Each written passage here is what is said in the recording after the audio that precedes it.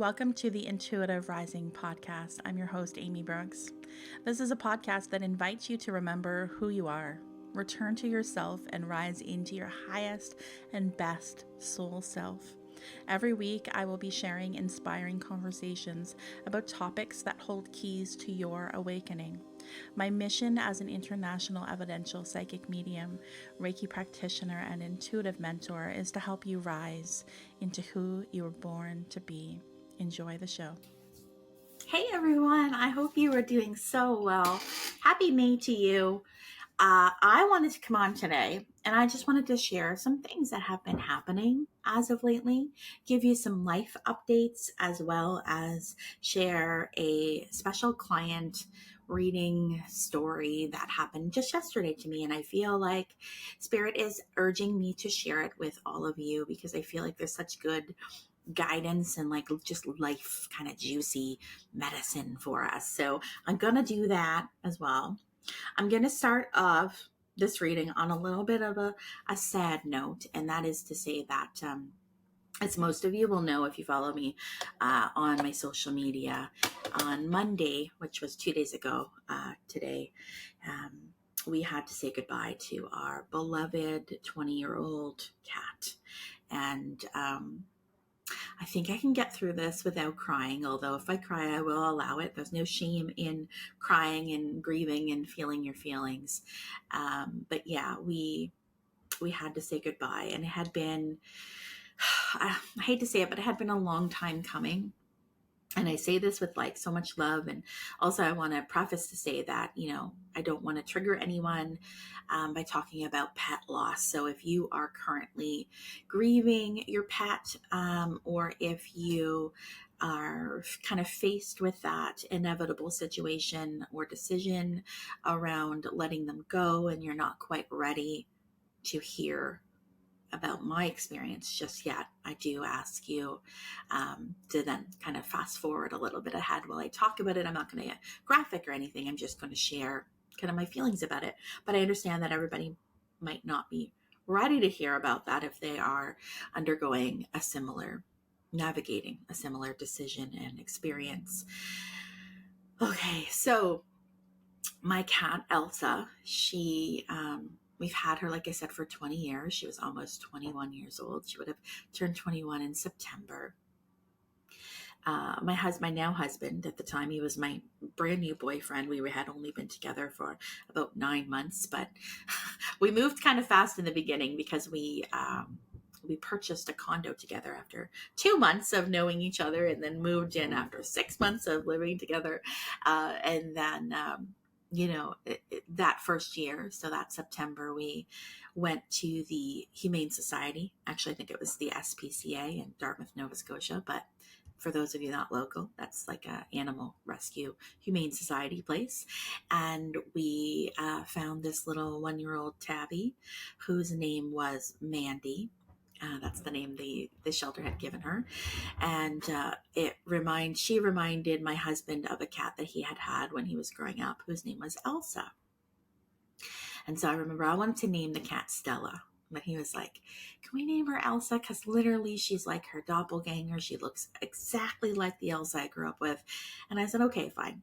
Elsa, there's the L in it, like Stell. I think I can work with that. It's somewhat similar. But in the way that happens so often, if you're anybody like our family, she was never called Elsa. In fact, when I made an appointment at the vet, I'd say, do you want her like given name or her actual name? And they're like, you mean like her legal name? I was like, yeah, Elsa was her legal name. But she had like the tiniest little face. She always did. And even, when she was, 20 and a half years old, she still had this little tiny, like baby, youthful kind of face. And so my husband started to call her the wee one, or wee one, because she was so tiny, wee. And then that's kind of changed into Wee. So then we called her Wee half the time. And then when our first child came around a couple years later, she started to call her Wee Wee. And so the poor cat's name was Wee Wee. That's what she was known as. She would never have responded to Elsa, but Elsa was her legal name, as I said.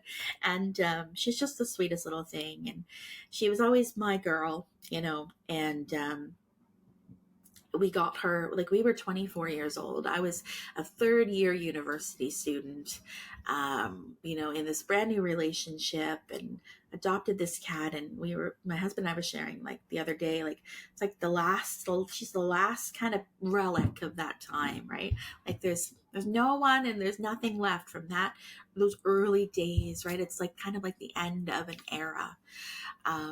With her now transitioning, crossing the Rainbow Bridge. But she's been through everything. She was there through all of my pregnancies. I always called her Little Mama because I swear she thought that the kids were her children.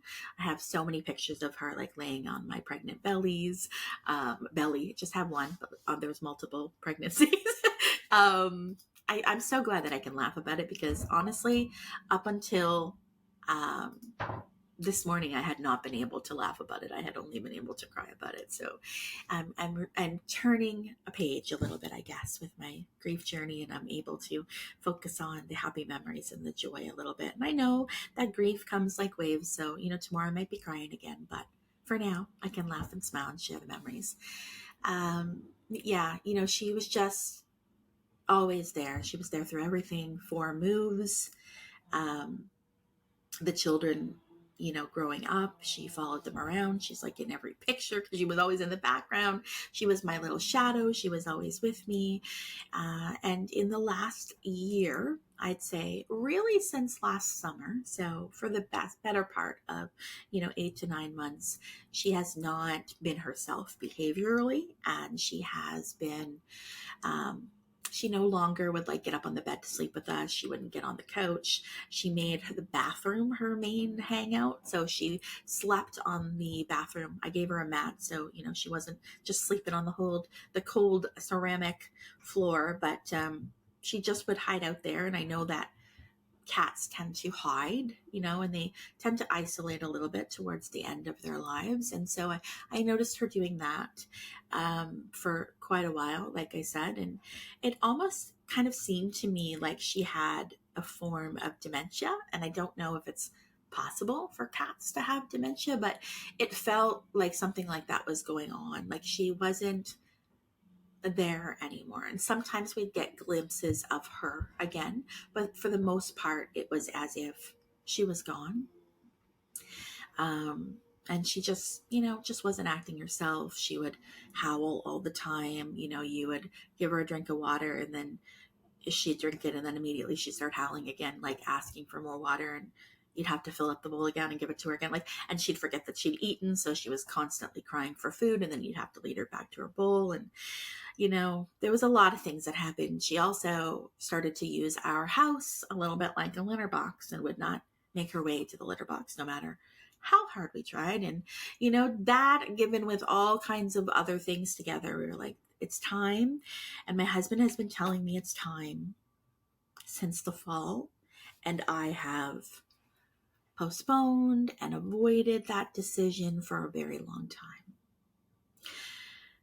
It's always been something I've struggled with, the idea of determining when someone's time it is. I remember when I was a kid, and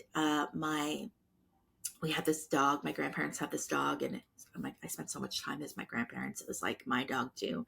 And I actually picked the dog out. Her name was Jenny.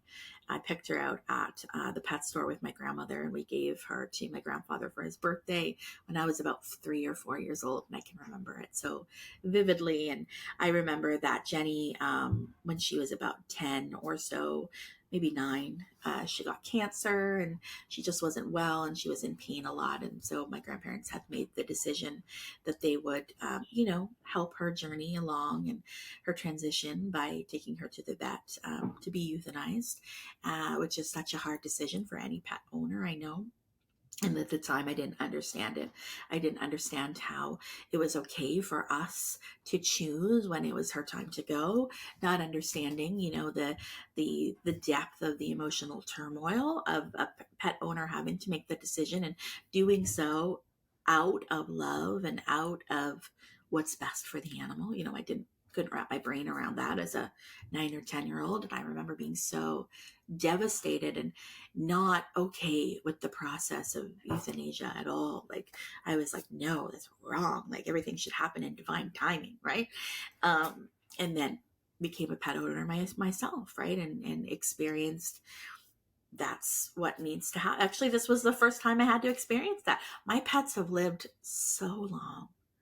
I had a cat I got her when I was 5. I named her Candy, and she was my first familiar for sure. A witch's familiar. You've ever heard of that? Well, she was mine, and she was with me through thick and thin. And then when I went to university and moved out of my parents' home, she stayed at my parents' home as I was kind of like living with roommates. And, it just wasn't something I didn't want to take her with me. She had a really good life for the last few years with my parents. And they made that decision when she was 21, so similar age as my beloved Elsa. And I remember my mom told me, like, this is what's happening. Come and say goodbye. And I did that. And guess how old I was? I was 26 years old, and I was a new mom. And my daughter, Abby, I have a picture of my daughter, Abby, in her car seat, and me and Candy. And I was like, this is full circle, Candy. It's okay for you to go. I'm a mama now, right? Like, you've supported me and been here through my whole journey. And, but my mom had made that decision. And then we had a cat named Buddy, and my husband and I had a cat named Buddy, and Buddy passed in 2015, but he had a stroke. And so for a week we tried to nurse him back to health, and it wasn't happening. And I knew it was cruel to keep that going any longer because he was ready to go. And so in a sense, I felt like, well, that decision has been made for me because he's sick. And it was very obvious that he was sick. He wasn't eating anymore. He wasn't drinking anymore. He was in pain. And so the decision to let him go was a little easier to accept for me because I knew it had already kind of been made by him. And, that situation, my husband took him to the vet. My husband was the one that stayed with him as in his final moments, and I stayed at home.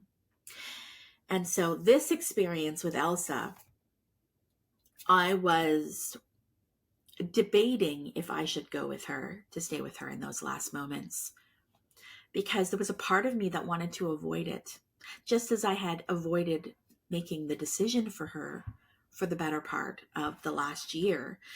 I had decided to make that decision one day last week, and I cried 1,000 tears making it. I felt terribly guilty. But I had a reading actually with Jamie Day, who was a friend of mine and a fellow evidential medium. And she actually tapped into Elsa and brought through things about Elsa, and that Elsa was ready to go. And that, here comes the tears. Elsa was ready to go, and that she would not be mad at me. She would not, hate me for it. That it was an act of love. And so that certainly helped me make that call. And so I had a few very wonderful days with her after that decision had been made. And then I was debating, do I want to be there in the moment? Can I handle being there in the moment? And I wanted to run away from the situation.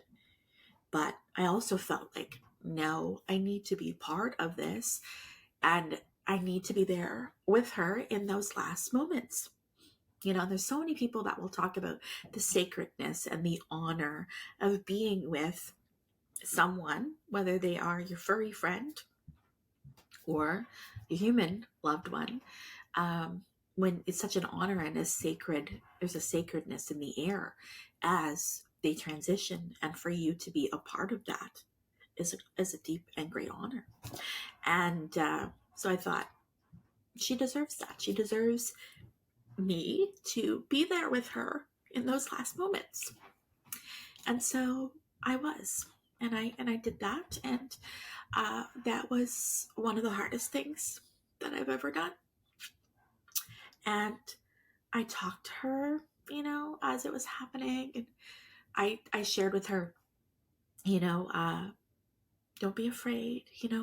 I said, Nanny's going to be there. My nanny. who you guys know passed last May. And I said, she's going to be waiting for you. And Buddy's going to be there.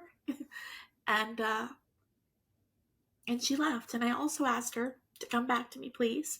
I asked her to come back to me as a black cat next time. So stay tuned for that in, the future when I find her again in all black fur. And I also asked her, could you please let me know that you made it? Make it obvious. And so that came in and, told us when she was gone. And I looked at the clock and it was 5:50. And we walked out and I saw this, there was a candle burning on, like a battery operated candle on the counter, the vet's. And there was a sign that said, somebody's saying goodbye to their pet and please, have respect and talk softly and etc., which was such a beautiful thing. And I was looking at it and reading it, and I was thinking to myself, I hope she's made it. And I turned around and we step out and this red cardinal swooped to, down and in such an obvious way, right in my field of vision. And I thought, okay, you've made it. Thank you. Thank you. That was so quick. And I looked at my phone. I couldn't get my phone up quick enough. Like, it happened so quick. The cardinal didn't stop and sit on a branch. It just swooped. But I still had this instinct to grab my phone so I could try to take a picture of it. And I looked at my clock on my phone and it was 5:55. And I thought, oh, thank you. Like, you've definitely made it. And then yesterday, the day after, no, yesterday was Wednesday. Today's Thursday. Days are blurry. This happened on Monday evening. Yesterday, which was Wednesday, in between my client readings, I was sitting outside, allowing the sun basking in the sun. It was the first kind of like nice and warm day, and just taking a breather in between my client readings. And I said to my nanny, in my mind, I said, Nanny, can you please let me know whether you've got Elsa? Because my mom and I had been talking. We both thought, Nanny's gonna be right there. Nanny's gonna have found her. I'm sorry, I didn't think I'd cry the whole time, but I'm still gonna put this episode out, and I'm gonna show up and I'm gonna put it on YouTube and all the things, because you know what I realized? I realized that as a human,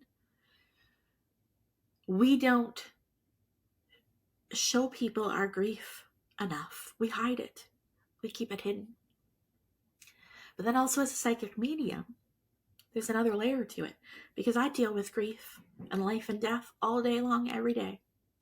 And so it's a really innate part of my mission to normalize grieving and the process and how it is, and show up as I'm grieving, because how else could I do the job I do, to the capacity I do it, with the compassion that I have, if I didn't allow myself to grieve and show others, that it's okay to do so. And it's okay to do so in a public way.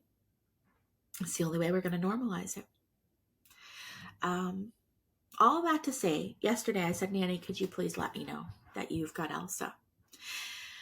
Now, you guys know that I have a mourning dove tattoo on my arm in memory of my nanny. There's another story that I'll end the podcast on that with more about that, because you will laugh and we will get some fun out of it. So that's how I'll end. But so it's because the reason I do have a tattoo of a mourning dove in memory of my grandmother is because right before she passed away, like in moments, 3 mourning doves landed on the balcony outside of the window in her room, and we all saw it, and we knew there was a hum in the air. There was a feeling that this was significant, and we knew that someone, her loved ones, had come. This was a representation of her loved ones coming to say, it's time. And it was, because it happened so soon after, 20 minutes after. So, and so I don't see mourning doves very often, but when I do, it's always significant. And I haven't seen a mourning dove since last September. And probably all in all, since last May, since my nanny passed, I've probably seen a mourning dove 4 to 5 times. Okay, so it's like not an everyday occurrence. Like I see blue jays constantly all day, every day. Mourning doves, no. And so I asked my nanny, please let me know in some way, as soon as you can, however you can. I didn't specify what I wanted to see. I just said, just let me know in a way that I know that you've got Elsa. And I came downstairs to do my afternoon client's reading. And then I came upstairs and I looked out the window, and there was a mourning dove sitting on the fence in a very obvious way. And it stayed there for a long time. And I was surprised because my daughter was outside. She had a blanket in the grass, and she had our other cat. We have a cat named Sunny who is 13 now. She had him in the backyard with her. There was squirrels and chipmunks and like all kinds of other birds going at it at the bird feeder. That's a whole other story. If you follow me on social media, you'll know about our backyard freaking Snow White situation. Now that we've got bird feeders out there, it's like the whole neighborhood's coming for a visit every day. My husband was out there, like it was noisy. The fact that there was a cat wandering, I'm like, there's no way that if that was just like a mourning dove that was not under the influence of Nanny, that it would sit there for that long. It would be nervous that the cat is, walking towards the fence, etc. So I knew that was a sign from my nanny saying, just wanted to let you know that yes, indeed, I do have Elsa. And so that made me feel so good. And it was like, I get chills as I say it. I know it's confirmation from the spirit world to say, yep, you can't make this stuff up, right? You just really can't. Okay, so that's where I wanted to start. And now that I got all my tears out and we're 22 minutes into this episode, I'm going to talk about my afternoon client session. And I wanted to share it because I thought there was such magic in it. So I had a session with a lovely lady who I have worked with before. This is someone that I feel like we did intuitive guidance and mediumship probably last year. We will call her Elle. And she booked again. And so that session happened yesterday afternoon. It was intuitive guidance. It was mediumship. Morning was intuitive guidance with somebody else. It was mediumship. And so I connected to, let me see how many loved ones. 1, 2, 3, 4, 5, 6, not including animals. So 6 loved ones popped through, including a loved one that she has never been able to connect to through a medium before. So she had shared with me that she had a reading with another medium before she had found me last year, and that her grandpa had never come through, even though she would request, can we see if he's around? He just never did. And so she was very shocked that he came through. And he came through, I'll tell you how he came through because it's actually pretty interesting and it doesn't happen very often. So I was tapping in, I was connecting to both of her grandmothers, mom's mom and dad's mom. I started with mom's mom and she brought through so much beautiful evidence, and then brought through dad's mom, who also brought through beautiful evidence. And I said, dad's mom has a son with her. And she said, mm-hmm. And that happened to be her father. And then I said, but also, I said, I have the grandmothers blending, and the other grandmother, your mom's mom, is talking about a male being with her as well. And she's like, mm-hmm. And I threw my pen. I consciously thought I was writing son on the paper. I always have a paper in front of me. I always doodle and jot notes and things as I'm going. It's just part of my process. And so I consciously attempted to write son, S-O-N, on my paper. But I didn't write son. And I didn't notice I wrote son right away because I'm not often looking at my paper when I'm making notes. So then I said, she has a male with her. And then I looked down at my paper. And I said, oh, this is so strange because I thought I was writing son down because your dad's mom was telling me that she has a son with her. But I said, I actually wrote down John. I didn't write son, I wrote John. And this has happened a couple of times, not all that often. I'd say maybe 5 or 6 times in the last 5 or 6 years. And this is where I will consciously intend to write a certain word, but then I will look down and will have written a totally different word. And that is spirit, that's channeling, but that is spirit literally influencing what I write. That's me channeling without even consciously knowing what I'm doing, right? And so that doesn't happen all that often. And I always find it so significant when it does. So I said, I wrote John though. I was like, who's John? And she said, oh my God, that's my grandpa who never comes through. And I said, really? And she said, yeah. And that was her husband. And I thought, wow. And so he came through in a really big way and gave so many beautiful pieces of evidence. And I'm full of goosebumps as I talk about him. And there's some things I want to share about this reading. So I want to preface to say that Elle's purpose for coming to see me today was yesterday was to connect to her loved ones in spirit. But really, she was hoping for some guidance and support around retirement. So she had made the decision to retire. I feel like, I don't know for sure, but I feel like she was retiring a little bit earlier than maybe she thought she would.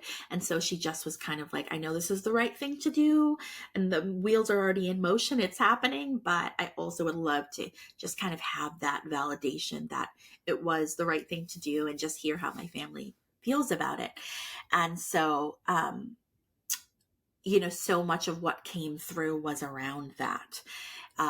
And I don't want to share everything that came through, but I will tell you there was just kind of this general theme and messaging from every single person that came through for her around life is what you make of it, including retirement. Retirement will be what you make of it.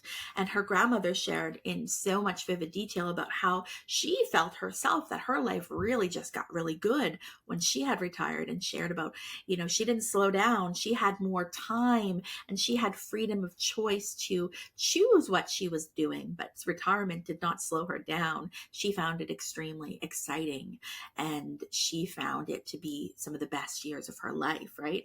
Which is what Elle needed to hear so much. And her grandmother was, she kept saying, we are cut from the same cloth. We are the same, which was such a validation for Elle, that she also, her goals and inspirations for her dreams of her retirement years are to be more like her grandma, who was so busy and had so much things going on and had all these passion projects and got really creative and really involved with the community and really found purpose. And she's like, it's so amazing to hear my grandmother tell you that all of those things are going to happen for me, because that's exactly what I needed to hear, because those are the things that happened for her. And I want my retirement to be like hers was.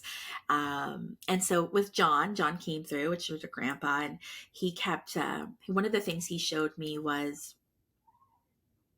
kind of being in the moment and some of the meditative things he had talked about. So her grandpa had been in the Second World War. He talked about coming back different than he had entered the war, as so many veterans did and do. And, he had some depression and things like that because of the things he had been through. And one of the ways that he managed that was with really kind of menial, mindless, kind of rhythmic tasks, right? So he was showing me things like painting fences, washing windows, right? Like all of these were just pieces of evidence of things that, yes, he would have done because he was a handyman, but also, sharing that, these things might seem meaningless or menial, but they can bring you great peace because you're in the moment and there's a meditative quality and you're doing something and you're purposeful, right? And she needed to hear that as well. And he shared also, I said, did he have a convertible? And she's like, yeah, he did. And I said, he's showing me as he's leaving the conversation, like he's done talking now, and as he's driving away, he's showing me him in a convertible, top down, okay? He's driving down an old dirt road, looks like we're in the country, and he's kind of driving off into the sunset. Oh, and there's blue skies and all that. It's beautiful, beautiful day. And he said, there's nothing but blue skies ahead, kid. And that was so significant, because that was a core memory for her of driving around in the country with her grandpa in his convertible with the top down. And they did that all the time. And, him saying there's nothing, driving off into the sunset. You're driving off into the sunset too. These are your sunset years. And I don't know about you, but the sunset is my favorite time of day. When is golden hour? Right around sunset, right? So he was using all these images and symbols and phrases to really drive home, like, the best is yet to come, kid. Like, you just wait. You're still young. You're still able-minded, able-bodied. You have a youthful spirit. This is freedom, right? And so I thought that was such a beautiful message. And then with her dad coming through, again, there was so much that came through that was like spot on and super relevant for her. But I want to share one piece in particular. And it was about, well, I'll share two. Number one was he also brought through driving with her. And he said, I love driving around with you. And I said, so I know that he spends time with you, like his spirit spends time with you in the car. I said, but he also says that he is literally in the car with you. And she laughed and she said, he literally is. I have some of his ashes in the car. And I said, oh my goodness, like, no wonder he was like, I'm literally in the car. Like, my energy is there, my spirit's there, but also my remains are there as well. So that was extremely validating. And he shared with me that he could play guitar. He was showing me playing guitar.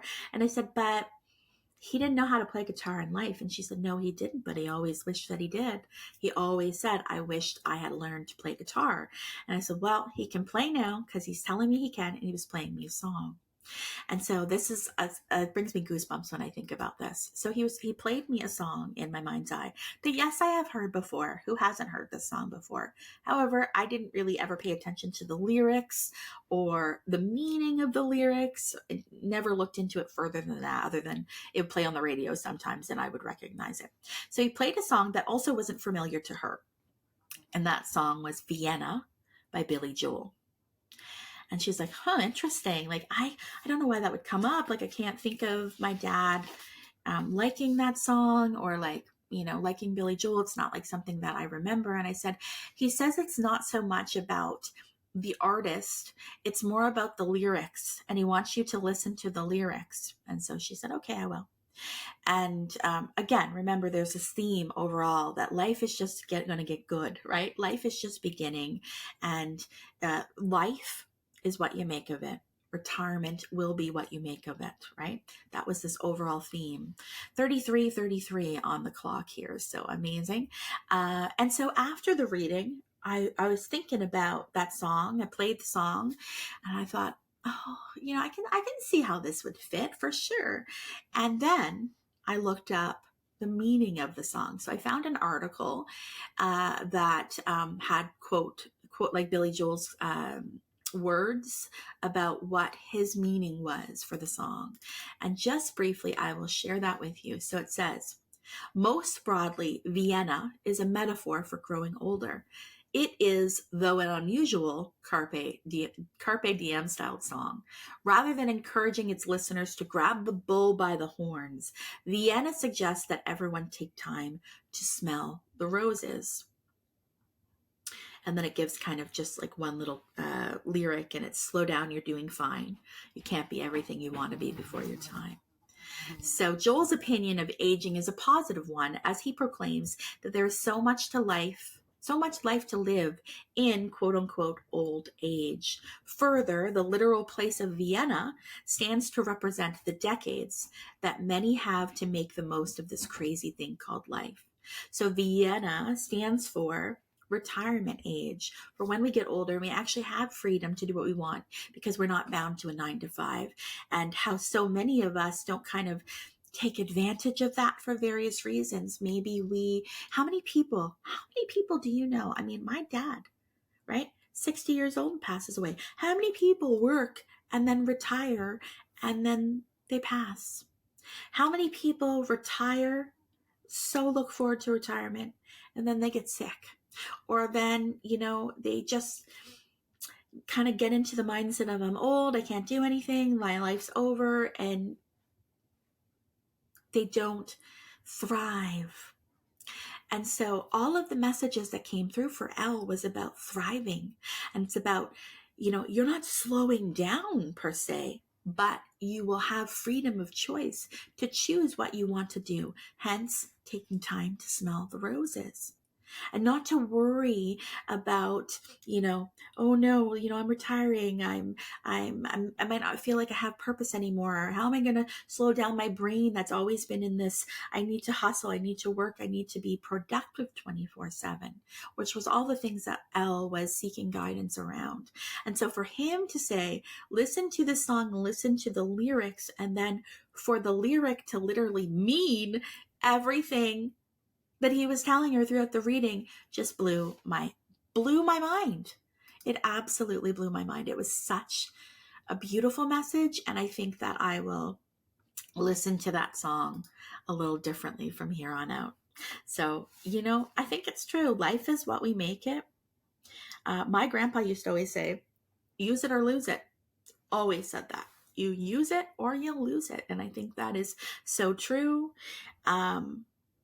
Look at intuition, look at mediumship, look at psychic abilities. I have told you on more than one occasion that I feel like all of these qualities, or quote unquote gifts, as others may say, are innate human abilities.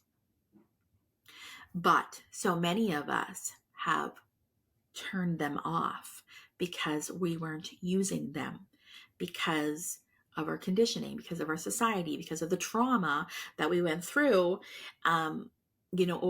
over the last few centuries of no, you cannot be tapped in, you cannot question, you cannot make your own decisions, you cannot, have an intuition and receive guidance from a higher power. No, you have to come here to receive guidance from me, from your higher power. No more. That's not how it's going to be. And that's what this podcast is all about. And that's what the rise is all about. Remembering who you are. And so this use it or lose it message, yes, we can think about it mentally, we can think about it physically, but it's also a spiritual kind of message as well. So I thought that was amazing, and I wanted to share it with you because I felt like Spirit was saying somebody listening will take something out of that. They need to hear that too, that life is just it's getting good. It's getting good, and retirement is not, the end. It can be the beginning. It can be when you truly align with who the heck you are, when you have more freedom of choice to choose to do the things that you want to do. And I thought that was amazing. Now I want to end with that little piece about the tattoo with my nanny. And I wanted to end this podcast off on a laugh. Too many tears. So as I said, I had that reading with Jamie Day, and she brought through Elsa and talked about that, and had brought my grandmother through, and it was amazing to hear from my nanny and all the things that came through. And one of the things my nanny had to say was she wanted to acknowledge the tattoo that I got in her memory. And she said that I was cheeky because she didn't expect me to get such a large tattoo. I don't even know if she would have known. I think that it's not that I hid that I had tattoos from her when she was living, but they were such tiny tattoos. So I had 4 tattoos I got in my very early 20s, but they're all tiny. They're like, itty bitty, and they'd be in places that aren't super obvious. So she might not have been totally aware that I even had tattoos, although I wasn't hiding it. But the one I got in her memory is not, something I can hide. It's huge. It's on my forearm. And so anyway, she said I was cheeky because she wasn't expecting it, but she loved the colors. She loved the mourning dove. The thing that will forever make me laugh, and is so in keeping of my grandmother's personality, because my grandmother would tell you like it is, right? She wouldn't filter anything. And so I could see her saying this to me if she was sitting here in front of me. So she said, but I do find it really kind of humorous that she chose to get a orange, like a marigold tattooed. So if you're on YouTube, you'll be able to see. If not, I'm holding up my forearm with the tattoo of the mourning dove, and there are sunflowers and orange marigolds around the mourning dove. And I chose both of those flowers very specifically. Number one, sunflowers are my favorite flower, and they do remind me of my grandmother, as she planted 2 rows of sunflowers on either side of the wooden swing that my grandfather had built me. And so in the height of the summer, I was swinging on the swing with really, really like 6-foot tall sunflowers on either side of me. So they've always reminded me of her. And orange marigolds I chose because I always remember orange marigolds being in her garden. Like that is the one thing that was always in her garden. So that's why I chose it. And so she comes through to say, I find it very amusing and interesting that she would choose orange marigolds. And I said, why? I asked Jamie, I was like, why is that amusing or funny? And so Jamie goes back to my grandmother and she says, well, she says that the only reason that she ever planted orange marigolds in her garden is because marigolds are pest deterrents. They're pest deterrents. So they're planted because they keep certain flies and certain spiders and things away from the rest of your flowers or your garden. They deter pests. And so she's like, it's just funny because she thought it was hilarious that I connected orange marigolds to be something in memory of her. The only reason she ever planted them was to deter pets, which I didn't know. I'm not a gardener. I had no idea. So as Jamie said, is that true? Like, are they pest deterrents? And I said, I don't know, but oh my God, I'm going to laugh about that for the rest of my days, because how funny is that? But also how nanny is that to say and to point out, right? And so later I Googled it and I was like, Jamie, it's totally true. It's totally true. It's 1,000% true. But I said, okay, mindset shift.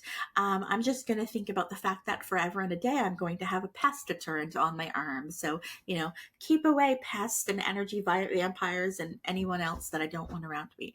And Nanny had said, okay, good. Like, that's a good one. Let's keep it that way. So I found that to be absolutely hilarious. I don't know about you.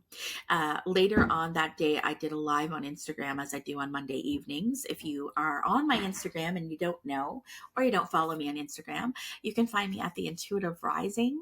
That's my account name. There should be just one of me, but if there appears to be more, there is a scammer account. Look for just The Intuitive Rising, and that will be me. Yeah, so I was doing a live and I shared that story, and somebody that was listening, her name's Pam, actually. Pam said to me, oh, in my culture, they also use orange marigolds to like kind of put out for the ancestors, right? Like Day of the Dead, right? In the Mexican culture. And I thought, oh, really? I wonder why they specifically use orange marigolds for your ancestors on the Day of the Dead. And then after the live, she sent me an article that said why, and it has to do with kind of just drawing them in. It's something to do with the smell and the color and things like that. And I thought, oh, I love that connection as well, because it's a way to kind of call in and welcome your ancestors, and my grandmother being one of the most important ancestors I will ever have, the most beloved, and here she is on my arm. So I'm just welcoming her in as well with the orange marigolds. So I think that's where I'll leave this episode. I do hope you enjoyed it. I hope you enjoy hearing about client stories and the messages that come through from spirit, as well as hearing a little bit about my Elsa girl. And if you have been through something yourself recently, a loss, or, whether human or pet, my heart is truly with you.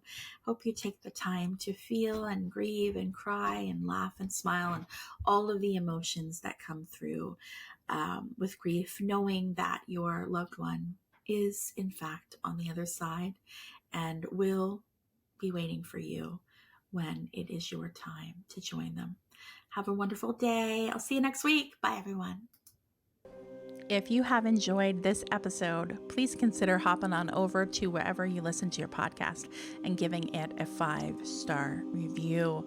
Thank you so much in advance. If you'd like to keep in touch, please head over to my website, theintuitiverising.com, to keep up with all the things that I have been doing. I also have a private Facebook community for people just like you. It's called the Intuitive Rising Community. All you gotta do is request to join, and I will let you in. Keep rising.